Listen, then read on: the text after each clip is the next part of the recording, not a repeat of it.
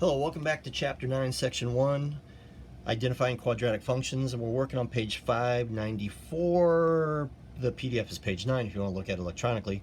And we're going to do problems 6, 7, 8, and 9. In these problems, we're going to make a table of values, and we're going to graph the quadratic function. So we did this with a couple of videos ago when I was doing the examples. And one of the things I was thinking about, I was going to save it for this one, is it might be good to start to learn, you can say memorize if you want, what the perfect squares are. So, and we've done this before, right? So I'm going to write it up here in this margin. I could say 1 to the second power equals 1, 2 to the second power equals 4, 3 to the second power equals 9, 4 to the second power equals 16, 5 to the second power equals 25, 6 to the second power equals 36, 7 to the second power equals 49, 8 to the second power equals 64, 9 to the second power equals 81, 10 to the second power equals 100, 11 to the second power equals 121, and we'll stop at 12 for the video, but which is 12 squared is 144.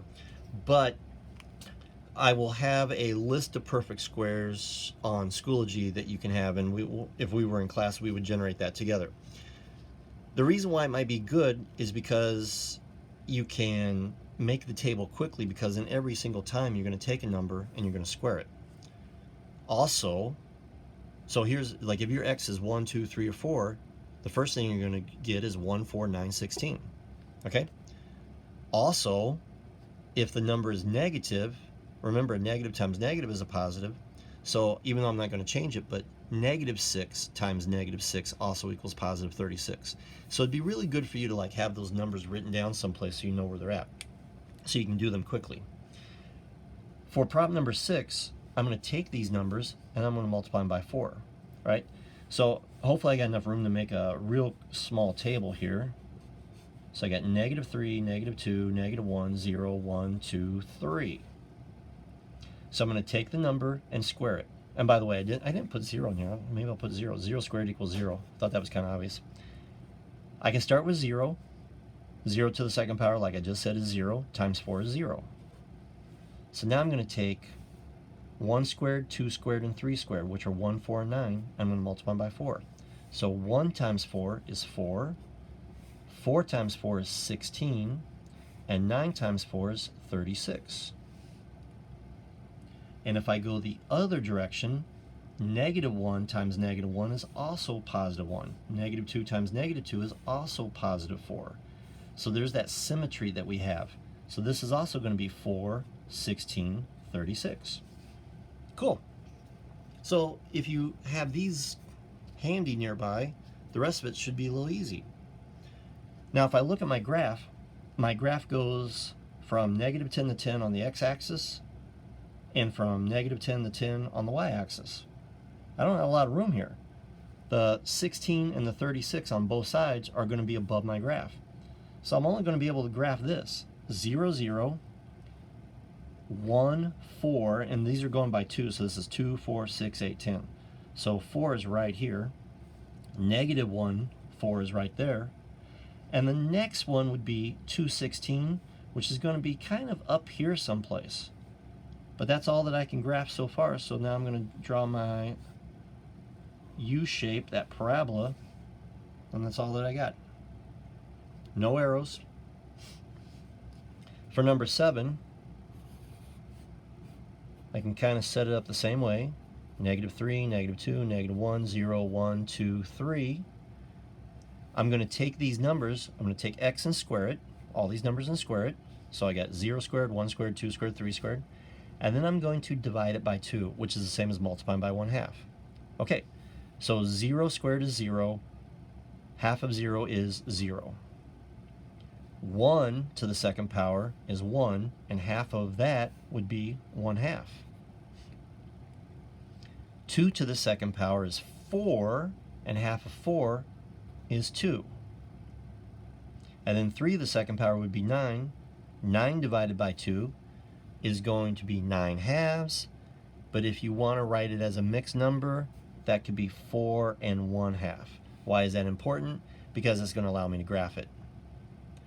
Now, if I do the same thing with the negatives, again, I'm going to get -1 times -1, which is +1, and then divide that by 2. So I get the same thing, 1/2, 2, and 4 1/2. So let's graph these. 0, 0 is right here. 1, and notice that I'm going 2, 4, 6, 8, 10. So 1's actually right here. And 1/2 on my graph still, I've got 2, so 1's right here, half is right here. Really close. I wonder if that means anything. It does, I'll get to it in a second. 2, 2 means go over 2, up 2. And then 3, 4 1/2, so I'm going to go 3, which is right here. I'm going to go 2, 4, and halfway, which is about right there. And I didn't go halfway through the square because remember the square is 2. On the other side, I've got that symmetry, so I can kind of figure out where they are. Here, here, and here. So this does look like my U shape. The only thing is, maybe I need to make my table just a little bit bigger. What happens here and here? And I talked about that when we did it before. I said you can pick anything you want for x, start with some numbers, and if you need to expand your table by making it bigger, you can. So I'm just going to add an extension, and I don't have room, so I'm going to pretend I got it right here. What if x equals 4? 4 to the second power is 16, and half of 16 is 8, so that's going to give 8. And on this side, if I'd gone the other way, I would have had -4, which would have given me 8. Okay, so dot, dot, dot, dot, dot, dot, dot, dot. Dot, dot, dot, dot, dot, dot, dot, dot, dot. I don't want you to think that that's supposed to be a fraction or anything, okay? That's part of the table. So 2, 4, 2, 4, 6, 8. -2, -4, 2, 4, 6, 8. And I think the next time, I mean, I can do it in my head. I'd get 25 divided by 2, which is 12 1/2. That's going to be higher than 10, so I think I'm done. I'll use this to draw the rest of my graph. And there I go.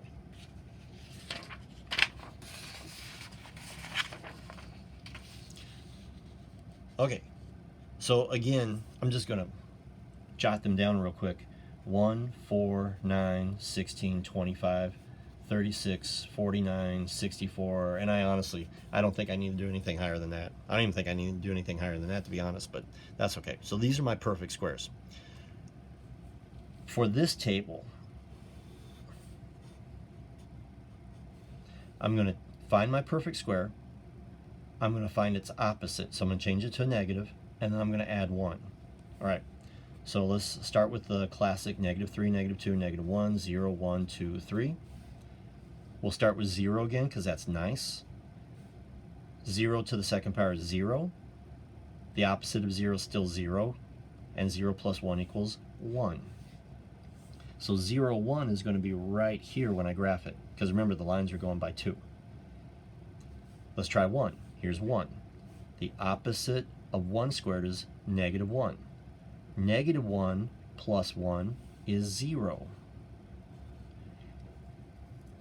Let's try -1. -1 squared is also +1. Negative times negative is positive. The opposite of that is going to be -1 again, and -1 plus 1 is 0. So there's that symmetry we were talking about. So 1, 0 and -1, 0 are going to be right there. All right, let's try 2. 2 squared is going to be 4. -2 squared is also going to be 4. So whatever I get here, I'm going to get here. All right. By the way, that's not going to happen with every quadratic.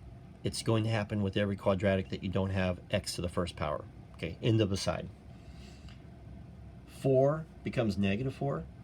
-4 plus 1 is -3. So I get -3 for both of these. 2, -3 is here, and -2, -3 is here. Let's try 3. 3 gives me 9. The opposite of 9 is -9. -9 plus 1 is -8. So 3 is going to give me -8. So I go 1, 2, 3, which is right here. 2, 4, 6, 8. And I get -8 from both positive 3 and negative 3. So I get it right here. I'm guessing that it's going to be below my graph, but I can try it. 4 squared is going to give me 16. The opposite of that is negative 16, and negative 16 plus 1 is negative 15, which is going to be below my negative 10. So I don't need to expand my graph, or my table, excuse me. I can just draw my graph right here. And one more time, no arrows. Don't put arrows at the bottom, at the end of it. Okay, last one, problem number 9. Let's kind of get the same thing here. Here's x, here's y, and I got negative 3, negative 2, negative 1, 0, 1, 2, 3. I didn't draw that far enough. I'm going to take my number, my x value, I'm going to square it, which are going to give me these numbers. I'm going to multiply it by negative 5. So 0 squared, I didn't write it up here. 0 squared is 0 times negative 5 is 0. That's right here. 1 to the second power is 1, right there, times negative 5 is going to give me negative 5. Same thing's going to happen with this one. So I get 1, negative 5, which is 2, 4, negative 5, and right here. 2 to the second power is going to be 4. Negative 5 times 4 is negative 20. And I can only go down to negative 10 here. So that's going to be like way far below this graph. 3 squared is going to be 9, and 9 times negative 5 is negative 45. So that's not going to show up on my graph. So I got to be able to draw this graph just by these 3 points. So I'll try to do it this way.